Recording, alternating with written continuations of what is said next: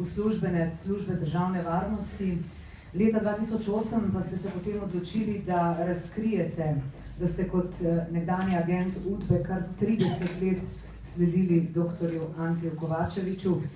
S svojim priznanjem ste nedvomno razkrili delovanje tajne politične policije in predvsem omogočili tudi nastanek knjige Človek in njegova senca. Nedvomno, gospod Kekić, kot sem že uvodoma pojasnila, gre za hrabro dejanje in to je izjemna redkost. Med drugim ste prepričani, da bi Hrvaška morala izvesti ilustracijo in prepričani ste tudi, da udbaši še danes vodijo Hrvaško. Verjetno boste lahko še kaj več povedali v svoji razpravi, ampak mogoče samo to, gospod Kekić, zakaj ste se pravzaprav odločili, da leta 2008 vendarle poveste, kaj ste kot nekdanji uslužbenec službe državne varnosti oziroma UDBE počeli vsa ta leta? Izvolite.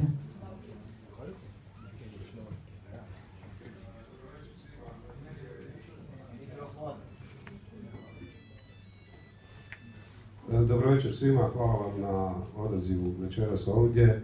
Meni je izuzetno drago da mogu s vama podijeliti ove trenutke i da možemo proširiti vidokruge istine.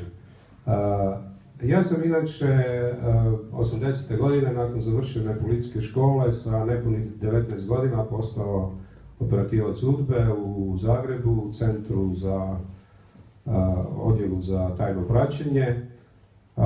Inače, UDBA je imala više tih odjela, znači imala one osnovne odjele unutarnjeg i vanjskog neprijatelja, a odjel tajne pratnje, odjel prisluškivanja telefona, kontrole poštanskih pošiljaka i odjel tehnike su bili praktično prateći odjeli koji su tim operativcima koji su zavodili obrade, obrađivali ljude, donosili podatke.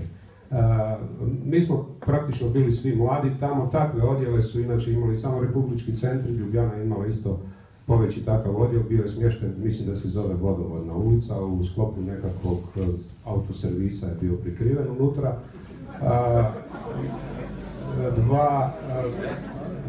Dva manja odjela takva sa par ljudi su imali, mislim, Kopar i Maribor. I mi smo usko surađivali tada s njima, ja se sjećam i tu nekih imena, gospodina Davida u to vrijeme, Janše. Intenzivno smo radili tu u Sloveniji kad je Anto bio tu i kad je bio tu Dobroslav Paraga, to je onaj zadnji dio 80. godina. Dakle, naša je zadaća bila da doslovce uhodimo te ljude, da hodamo za njima, da fotografiramo i audio snimimo svaki njihov kontakt, svaki njihov sastanak, jer su se ti materijali mogli kasnije koristiti na sudu. Mi smo radili mnoštvo objekata, između ostalog iz gospodina Marka, tako da ja sam radio u tom odjelu punih 10 godina i malo čak i više, tako da uglavnom svu tu paletu tadašnji, kako smo mi zvali, objekata poznajem. Intenzivno smo sa slovenskom UDBom radili i emigraciju, i radili smo i redentu u ono vrijeme kad su se pojavili nemiri na Kosovu, tako da je to bila u to vrijeme jedna od žešćih obrada. Moram reći da nam je Anto Kovačević bio jedan od tvrđih objekata, izuzetno nezgodan. Dakle, on je živio u Beču, studirao je tamo, kao stipendist austrijske vlade. Često je putovao na relaciji Beč-Očak, čuli ste tu iz ovog filma kako je to bilo. Mi preuzmemo od Slovenaca, predamo Bosancima, oni opet predaju nama i tako. Uglavnom, bio je objekt koji nije birao. Znači, mi smo imali objekte koji su se smekšali s vremenom, koji su posustali pod pritiscima UDBE i prihvatili određenu suradnju sa našim operativcima. Sa Antom čak nisu ni ulazili u takve polemike, jer su bili svjesni da je pretvrd uz Marka Veselicu i da jednostavno neće moći to od njega dobiti, ne? Možda je najbolji primjer tome, evo, negdje 87. godine, kad su se pokojni Papa i pokojni Reagan razgovarali o rušenju Berlinskog zida i otvaranju Crvene Moskve i kad je britanska služba već radila na, nazovimo to Vrbovci, Ševardnadze i Gorbačova, da se taj proces provede u djelo, tada su republičke udruge se pripremale za tu tranziciju. Znači, oni su tada pozivali na razgovore ljude iz takozvane sfere unutrašnjih neprijatelja, ljude koji su bili u zatvorima obično, do tada razgovarali sa njima o mogućnosti da oni budu lideri u tim budućim državama, u bivšoj Jugoslaviji, ali da za uzvrat sačuvaju nas. Da mi ne stradamo u tim progonima, da nas niko ne progoni, da nas ne vješaju, da nas ne maltretiraju. U tom periodu je na Zrinjevcu, gdje je bio centar službe državne sigurnosti iz Zagreba, razgovaramo sa dosta objekata, pa između ostalog i sa Franjom Tuđmanom. I tada je praktično i donešena nekakva odluka da je Franjo Tuđman najpogodnije tijesto koje se da mjesiti u tom smjeru da sačuva sustav, da izmiri ustaše i partizane. I na kraju krajeva njemu je tada data putovnica jedinome i uz Stipu Mesića koji je ranije dobio kao naš suradnik. I on je bio u poziciji dramatično većoj, odnosno na Antu, na Veselicu nekoga, jer je mogao otići u emigraciju, mogao je tamo dobiti novce, mogao je se kupiti ljude, mogao se puno bolje pripremiti za tranziciju nego oni koji nisu pristali na nikakav dogovor. Tuđman je tada rekao da on Tita ne smatra crnim vragom i da to nije sve baš tako kako je ono karakteriziran. Sa Antom o tome se nije moglo ni razgovarati. Anto je bio izuzetno tvrd orah, on čak nije birao, ne znam, onda se odselio u Sloveniju na vrijeme, njegov zatvor bi vjerojatno bio puno kraći. On je ostao živjeti u Bosni, Bosna je rezala do bola, imala je jedan od najgorih kanzamata i on je praktično upravo zbog toga dobio punih 8 godina za stvari koje su bile generalno banalne iz današnjeg perspektive gledano. Da budem iskren, ja sam tad imao nekakvih 19-20 godina. Noći smo provodili preko puta stana Marka Veselice, gdje su njih dva razgovarati po cijelu noć. Ja se doslovce čudio o tome šta je tom čovjeku u ovom trenutku. On je stipendista austrijske vlade, on je već praktično u Europi, zgodan, mlad, visok. Šta je njemu da on silom želi ići u zatvor? Ne siluje, ne krade, a svjestan je toga da će otići u zatvor. Ne? Shvatio sam to naravno daleko kasnije. Morate shvatiti da sam ja nakon 4 godine policijske škole bio skojevac. Znači sa 16 godina su me primili u partiju. Ja sam bio uvjeren da je Juga blagostanje, da je Tito savršenstvo svega. I od nas 427, koliko nas je završilo 80. škole, tu školu, nas trojicu su poslali u UDBU. Doslovce ja sam bio služen s tim. Mi smo dobili, ne znam, u to vrijeme, radili smo u civilu, imali smo dugu kosu, to je tad bilo moderno, dobili smo automobile koji su tada bili čudo snova na našim prostorima, ne znam, nekakve Golfove, GTI, Široko, sportske Opele, ovo ono. Imali smo, ne znam, u GPK-u 30 različitih registracija, nikad se nismo vozili s onom pravom registracijom, skrivene radio veze, skrivene fotoaparate, kamere, ono. Znači, to je za jednog fakina od 19-20 godina bio savršen posao i uopće nisam razmišljao o toj ideološkoj pozadini šta ja radim. Kasnije sam shvatio da je svaka tajna služba, mislim, ulažu oni koji danas žele prikazati službu kao nekakvu humanitarnu organizaciju, Crveni križ, ne znam, zdravstvo i ono, lažu. Svaka tajna služba je izuzetno prljava služba. I ja kažem, to je najprljaviji posao koji se plaća iz državnog proračuna u svakoj državi.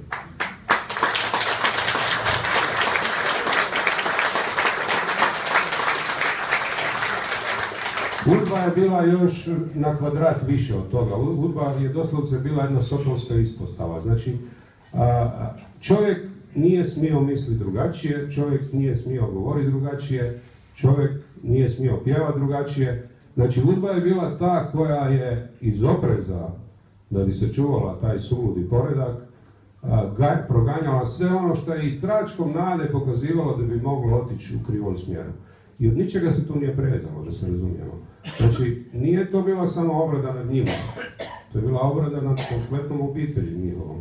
To su bili dramatični pritisci. Išlo se do te mjere da se šikaniralo djecu u vrtiću njihovu ili njihove rodbine, u školi, da ne govorim dalje. Znači, toliko dramatični pritisci i UDBI je generalno najdalje mogao dogurati onaj koji je bio najprljaviji, koji je imao najprljaviju metodu. I obično su ti šefovi bili doslovce operirani od toga. Ja se sjećam, ne znam, pokojnog Franje Ugrinca koji je meni bio šef, mada je meni prvi šef bio Zdravko Mustač, ovaj koji sad sjedi u Minhenu, bio mi je jedno vreme i Josip Perković, kasnije kad sam radio u vojnoj obavještajnoj službi, kontraobavještajnoj ne, tako da ih izuzetno dobro poznajem. Franjo Ugrinec nije mogao vidjeti slovo H nacrtano. On, ne znam, vidi Marka Veselicu da ide nedeljom sa nedeljne mise, on nas diže. Po mene dolazi milicajac sa onim Fiatom 1300, ne, moraš ići u Zagreb. Marko Veselica provodi svoj dan normalno sa obitelji, sa suprugom i sa ženom, ali on je u njemu vidio neprijatelja u svakom tračku njegovog pokreta.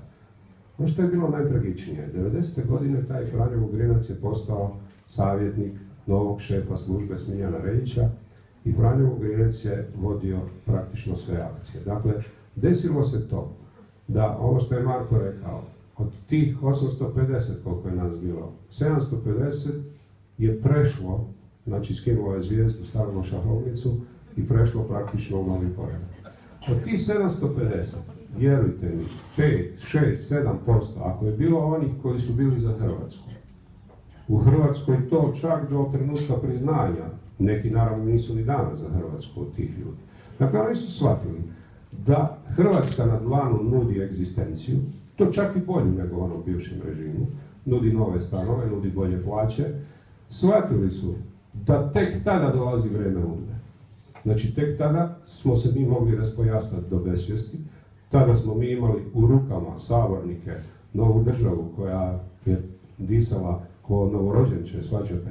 Znači, mi smo mogli izvoditi akrobacije do bola s njima. Da ne kažem da su već negdje u drugoj polovici 80. godina operativci i Kosa, Ljudbe i Sida počeli pripremati te svoje suradnike za buduće gazde u tim budućim državama. Znači, ti ljudi su bili pripremani da budu saborski zastupnici, da budu gradonačelnici, da budu nositelji i direktori javnih tvrtki, da budu ravnatelji nekih ustanova i tome slično. Danas vi imate situaciju da je taj suradnik dotadašnji, čije ime nikad ne znate, jer je on uvijek vođen pod nekim pseudonimom, Sova, Ora, ovako, onako, on je danas gazda u ovom sustavu, on ima svog operativca u pozadini, operativac sad radi za njega da bi on napredovao i išao napred.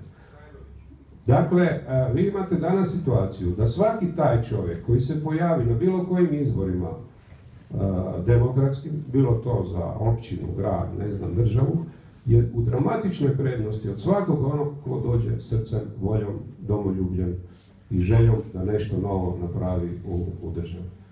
Vjerujem da je to isto tako i kod vas, ja se sjećam trenutaka kad se razgovaralo tih godina da je za nas najbolji Franjo, kod vas pokojni Drnovšek i Kučan, da će to u Bosni biti Fikret Avdić, on je kasnije prepustio svoju funkciju, ali da je dole Zlatan Sloba, a dole na kraju da je to Kiro, tako kako se zove.